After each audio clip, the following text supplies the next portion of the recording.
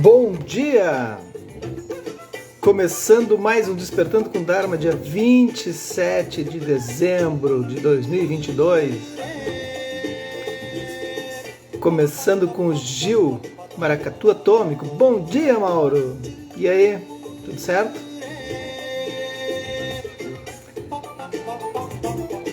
Bom dia, Júlia! Tudo certo? Terça-feira, Dharma, o Dharma M. Esse é o Maracatu Atômico. Tudo certo por aí, gente? Mauro, nós temos que combinar. Final do mês tô aí. Já marquei com a Sinara, o batizado. Bom dia, Paulinha. Dia 28 tô aí na tua casa, pode ser? 28 de janeiro. Bom dia, Isis. Tudo bem? Dia 28 de janeiro eu tô aí na tua casa te incomodando. 29 é batizado. Bom dia, Carla. Já vai ajeitando teu plantão aí, te vira. Bom dia, Patrícia Japiaçu.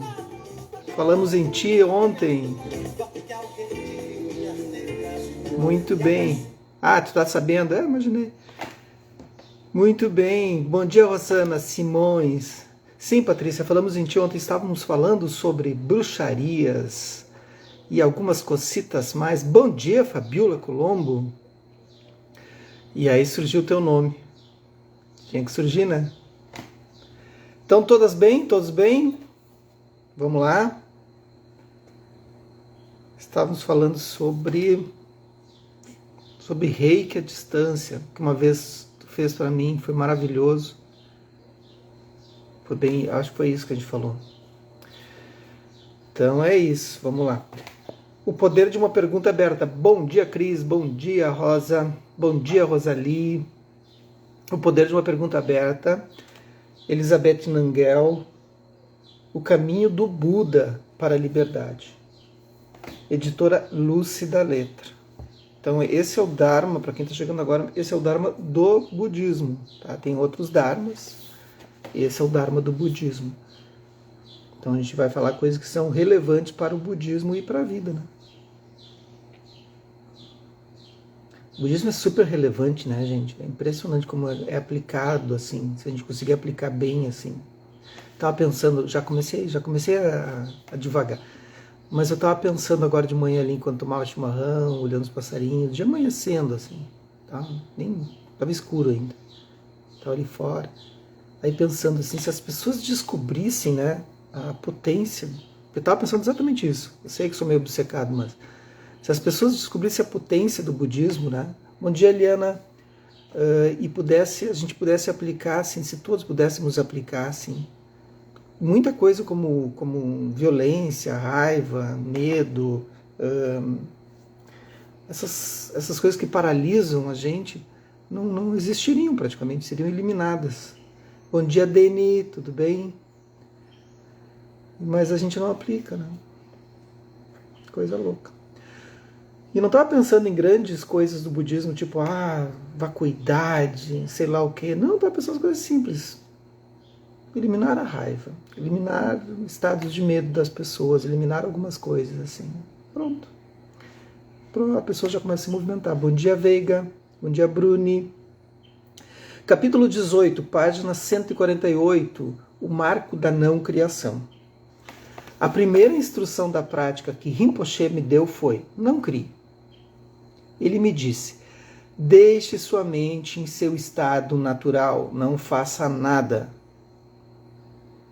Quando pensamentos e sensações surgirem, apenas deixa que surjam. Bom dia, Goya, tudo bem? Bom dia, Carol Redel. Quando pensamentos e sensações surgirem, apenas deixe que surjam. Quando eles se forem, apenas deixem ir. Não tente manipulá-los. E depois partiu para o Tibete por 6 meses. Então é olhar a mente, né? É olhar a mente no seu estado natural, sem usar alucinógenos, sem usar qualquer coisa. Mas eu uso alucinógenos para ver a minha mente, minha consciência. Não, tu está vendo a tua mente, que não é no estado natural, em estado completamente deformada, mas não é a tua mente natural. Ah, mas eu atingo níveis de consciência. Não, tu atinge níveis de consciência alterada. E eu tô falando isso porque essa semana agora, de novo, todo mundo sempre vem me perguntar: o que tu acha de eu usar tal coisa para meditação? Não, tu vai usar tal coisa para alucinar tua mente, não é meditação. Aí tu vai ver a tua mente alucinada.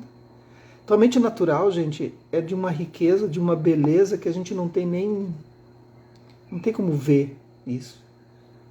Falando nisso, ontem eu vi um filme bem bacaninha, tem uma pegada budista, assim, que é A Felicidade das Pequenas Coisas.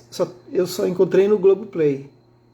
Tá? Já tinha ouvido falar sobre ele, é um filme que ganhou prêmios internacionais, melhor filme internacional. É um filme butanês, tá? Se passa totalmente no Butão. E muito bonito, assim, muito interessante. Vai ter uma pegada para falar sobre o karma. Então, quem tiver assinatura daí, não estou fazendo propaganda, mas é o único lugar que eu encontrei. Tentei encontrar um canal livre no YouTube, mas não achei. Então é isso. A Felicidade das Pequenas Coisas. Procurem. Bem bonito o filme. Bem budista, claro. Bom dia, Ângela. A instrução do meu professor, não crie, se apresentou para mim como um koan.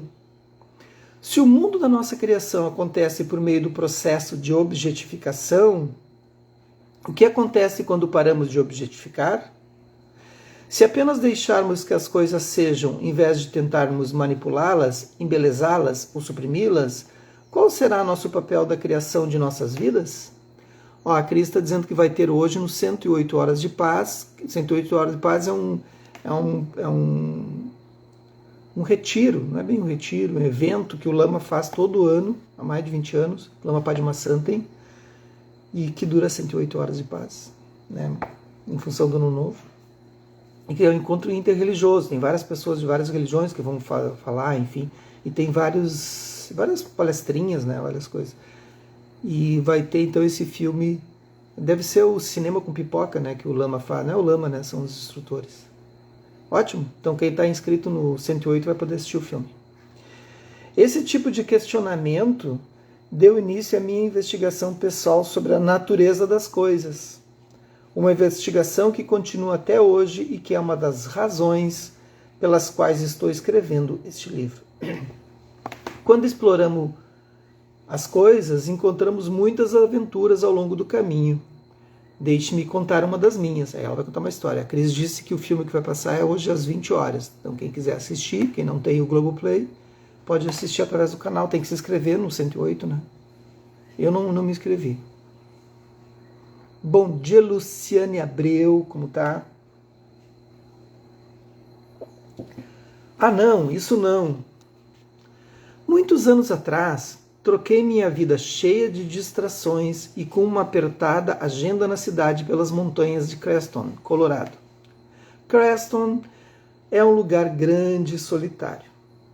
Não é um lugar que alimente o apetite habitual que temos por atividades. A única coisa que Creston realmente oferece é um monte de espaço. Então, durante meus primeiros meses lá, eu fiquei deprimida. A verdade é que eu não sei sequer se poderia chamar aquilo de depressão. Não se tratava do sentimento letárgico e sem propósito do qual eu ouvi outras pessoas falarem. Era uma dor, como um zunido, que não era sonolenta nem embotada. Ao contrário, ela gritava: acorda! Eu não conseguia me afastar dela, não importava o que fizesse. Essa dor tomou conta do meu corpo inteiro, de tal forma que quando eu tentava me mover, tudo doía. Pressionei aquele meu corpo possuído em uma cadeira e sentei ali sem me mover ou fazer nada pela maior parte de cada dia. Até que o sol começava a baixar no céu, a luz ficava mais suave e a margem dura da dor descongelava. Paralisou, né? Me levando para um estado de profunda paz. Então, eu acordava subitamente antes do amanhecer para começar tudo de novo. Todas as manhãs eu acordava para me confrontar com essa coisa. E todos os dias, por mais de um mês, eu tive a oportunidade de encarar a minha inabilidade em consertar essa coisa, e funcionar de uma maneira que me fosse familiar. Sinceramente, foi uma das maiores oportunidades da minha vida. Tentar criar uma situação confortável para mim mesma não funcionou. Tentar me distrair, manipular a situação ou chegar a conclusões a respeito dela não ajudou. Mas quanto mais eu desistia de tentar consertar as coisas, mais eu conseguia relaxar no olho do furacão. Bom dia, Celina. O que era essa coisa? Nunca saberei. Quem pode localizar algo tão escorregadio e insubstancial, tão profundo e esquivo? Alguém já passou por isso? Aqui na live? O ponto é que eu comecei a apreciar a energia natural e a vitalidade da minha própria mente, e eu não queria fugir disso. De fato, eu me sentia viva, e o olho do furacão se tornou o lugar onde eu queria estar. Frequentemente relembro a instrução de Rinpoche, não crie, para onde ele estava me direcionando.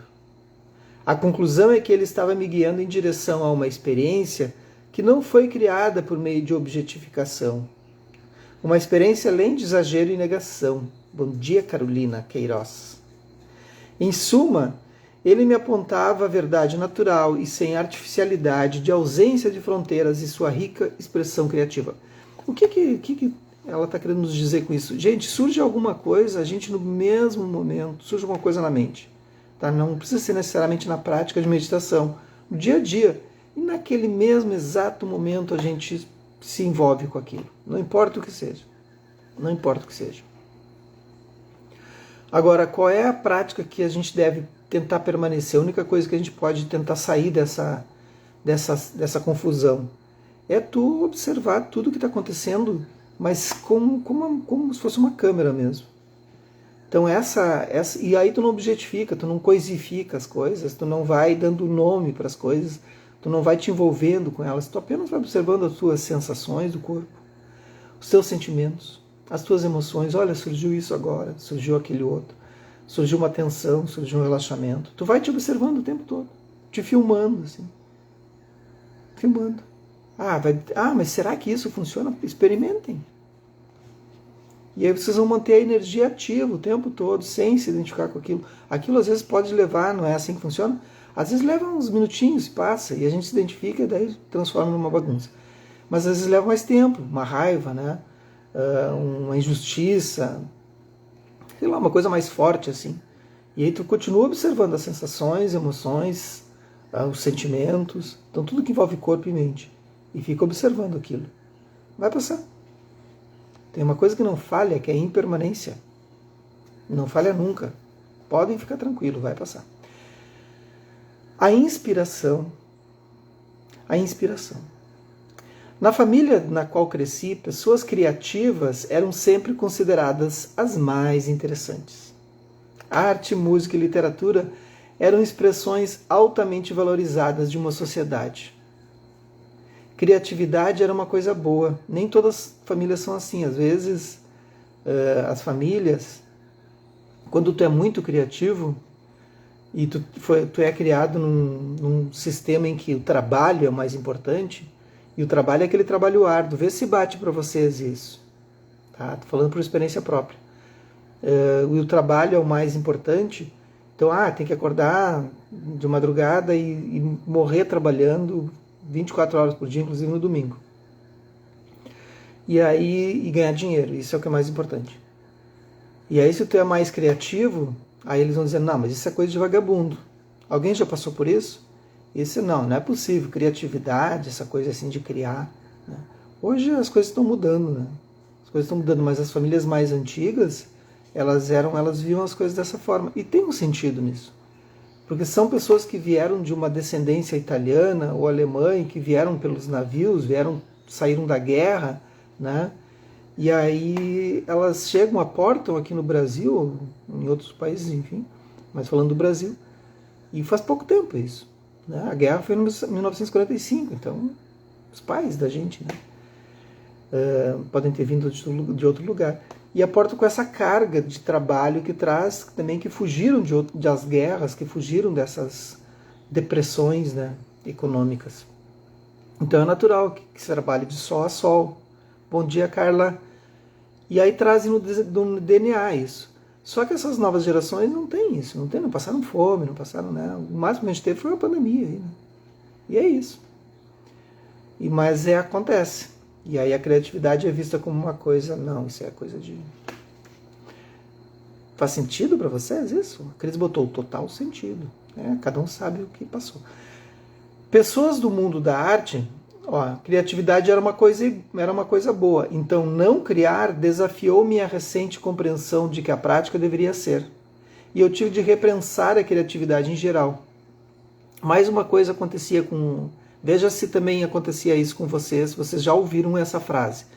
Cabeça vazia, moradia do diabo. Alguém já ouviu essa frase, essa máxima? E aí as pessoas crescem com isso, né? Cabeça vazia, moradia do diabo. Claro que não, né? Então, justamente, há essa inserção do sistema do trabalho, da pós-guerra, do período industrial, em que tem que se produzir. A chave de produção é a mecânica, é o sistema são as pessoas que produzem, né? Não mais hoje em dia, não mais ação de corpo, agora é muito mais ação de mente por causa do método digital, né? Mas de qualquer forma, esse período industrial fez com que as pessoas começassem a trabalhar muito. E aí ficar parado é uma coisa que não serve. Já a gente está dizendo ao contrário aqui, tu deve ficar parado. Tu deve, né? Não só no budismo, né? Hoje não se discute mais, né? Os momentos de repouso da elipse são importantíssimos. Então tu descansa, observa, repousa a mente, fica com ela, né, em repouso e começa a funcionar. A Lu, bom dia mãe, tudo bem? A Lu diz, sim, com certeza, a mente precisa de ócio para criar. Tá aí a Lu, uma neuropsicopedagoga, trabalha com as crianças.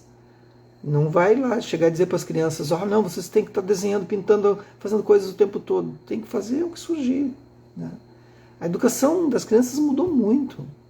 Nossa, hoje ela é toda voltada para o aspecto criativo. Né? É muito bom ser criança nesse período, assim, nesse sentido.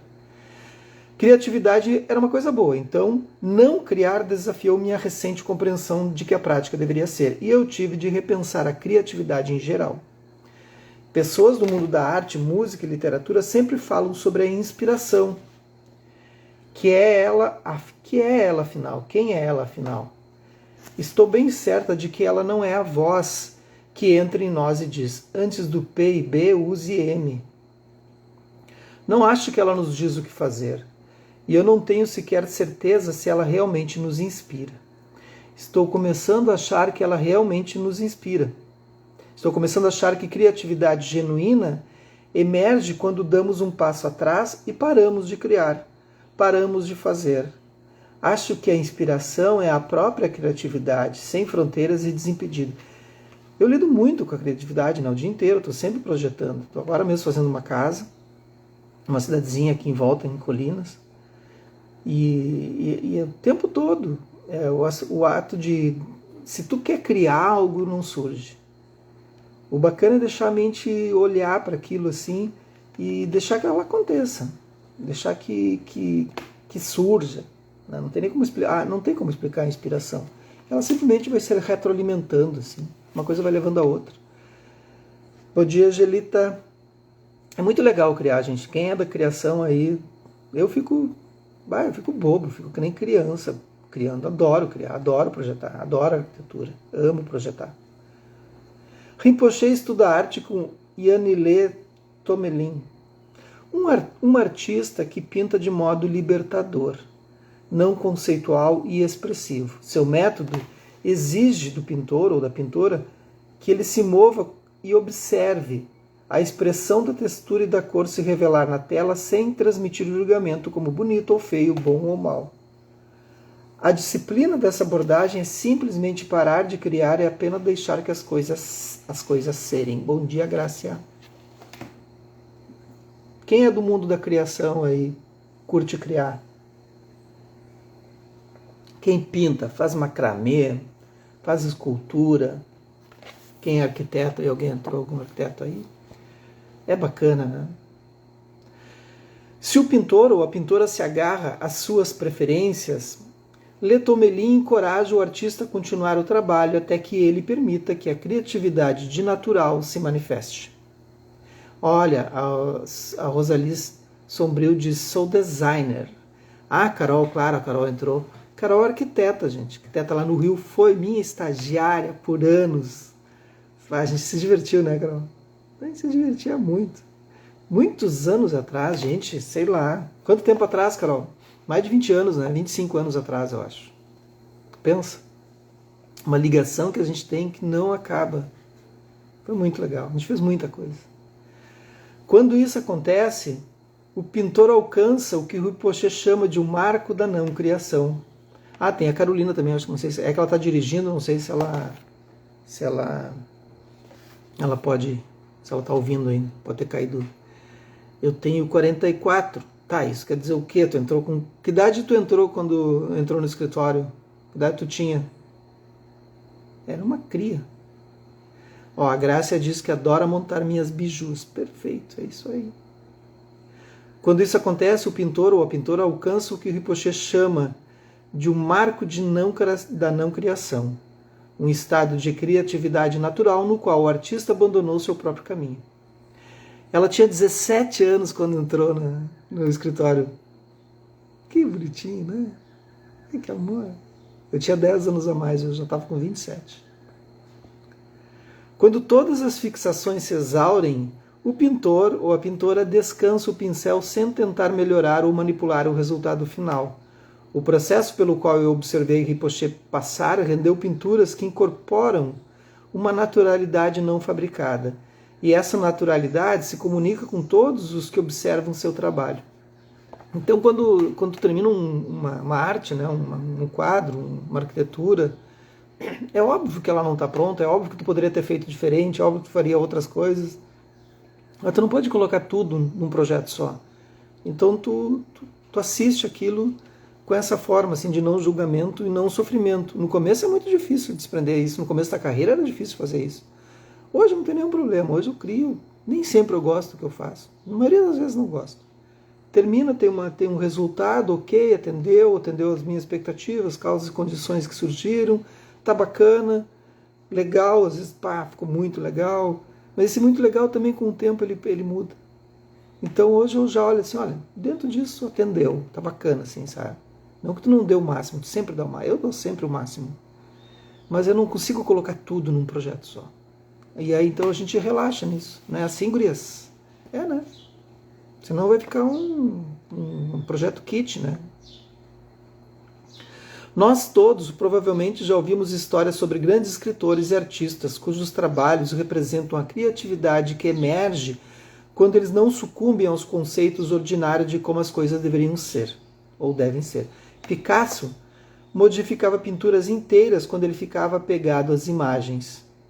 Na escrita, quando nos agarramos a uma palavra, frase ou parágrafo, inibimos o fluxo de surpresas que apreciamos e com o qual aprendemos tanto. Escrever funciona melhor quando escrevemos não sobre aquilo que sabemos, mas sobre o que não sabemos. E sobre escrever também é muito legal, né? Enquanto eu estou projetando, eu faço várias outras coisas ao mesmo tempo.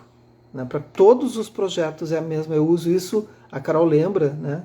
Como eu projetava e continuo usando essa mesma performance, assim.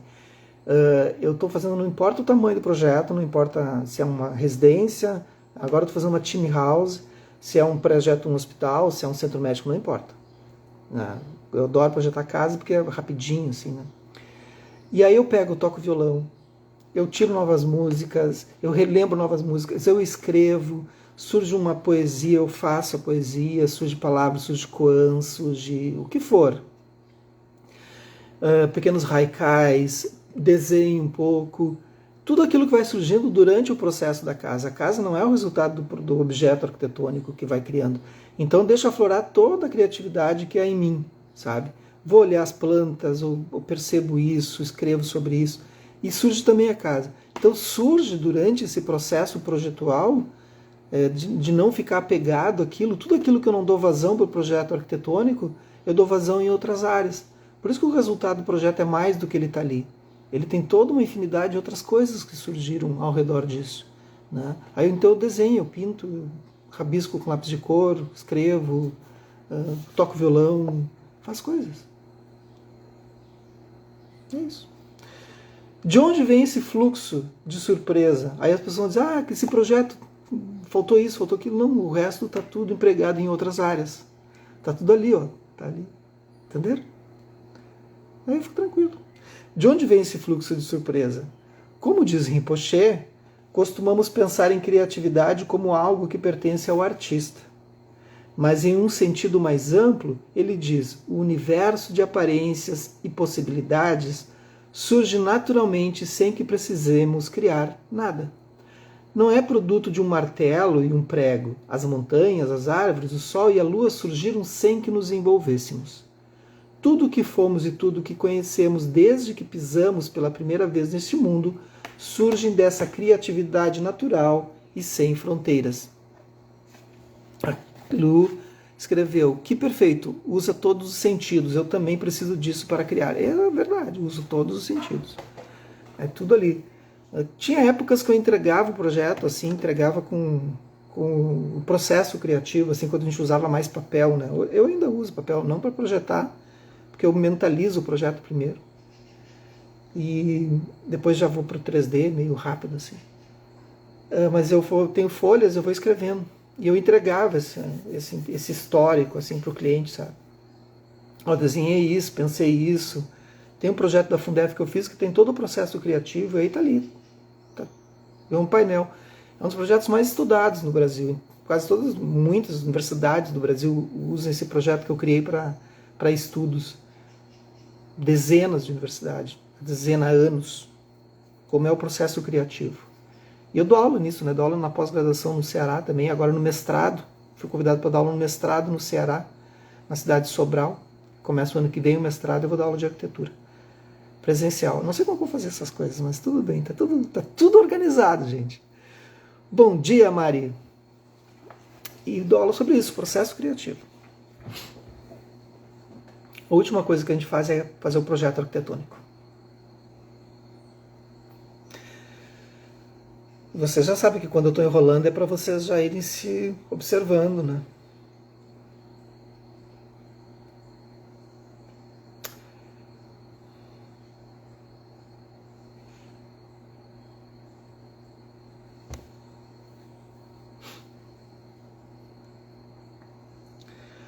E nessa observação,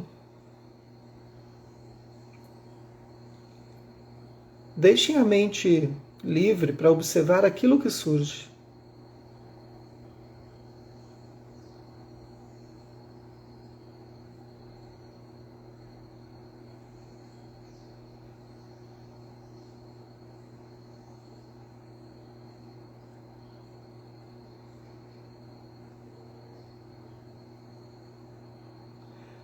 Observe que é natural que nesse momento que ela fica suspensa, ela não observa nada em especial e aos poucos ela vai olhando, talvez observando as coisas mais perto, como sons, ou o próprio corpo. Mas sem direcionar, aprenda como a mente lida com a observação de si mesma. Como ela observa as coisas à volta e como observa o corpo. Observe a mente criando formas de se fixar. Fica observando por alguns instantes.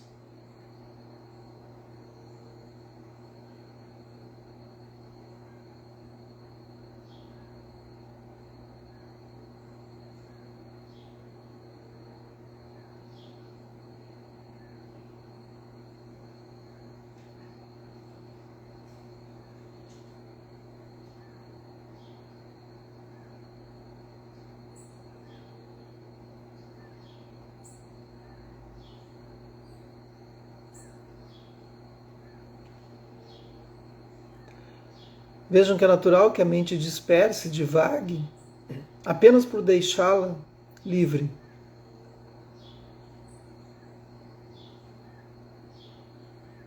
E nesse momento, faça um pequeno esforço e volte a atenção para algum ponto que lhe chama mais atenção, talvez a respiração, talvez um som, e permaneça a mente nesse ponto fixo.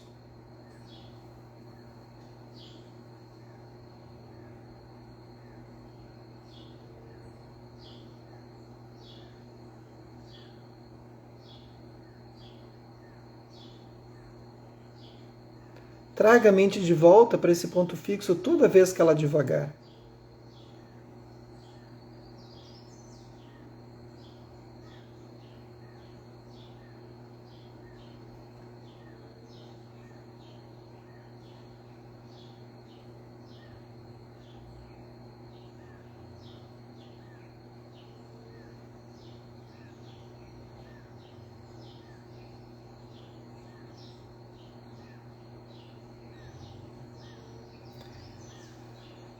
Esta é a forma, essa é a técnica. E mais longe na técnica é ficar sem essa divagação por cada vez menos tempo, assim, menos período de tempo. Procurem treinar para vocês verem o que vai acontecer. Possivelmente vocês observarão o estado natural da sua própria mente. E um buraco se abrirá. Que os méritos desse nosso encontro, dessa nossa prática, se expandam e toquem a todos, que nós possamos tornar um caminho iluminado. Um bom dia, uma boa terça e até amanhã.